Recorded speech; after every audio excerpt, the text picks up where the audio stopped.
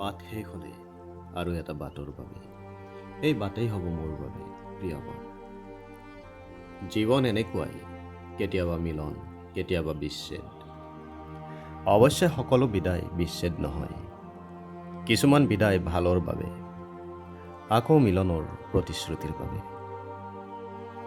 কিছুমান বিদায়ত বিদায়ৰ দুখ থাকে, কিন্তু বিশেষ প্ৰাপ্তিৰ সুখো তাত নিহিত থাকে। এই বিদায় সুখকৰ, যিয়ে মানুহৰ অধিক ওচৰ চপাই আনে, আত্মীয়ৰ প্ৰতি দায়বদ্ধ কৰি তোলে, বুকুৰ গভীৰ প্ৰদেশত আদৰ অধিক বঢ়াই তোলে। তেনে বিদায়ে বুকুত সিঁচি দিয়ে সুবাসিত শেৱালিৰ হাজাৰ পাহি। দূৰণিত থাকিও মন বননিত স্নিগ্ধ জোনাক হৈ পৰিবলৈ। লা মেইজো দি আনন্দ।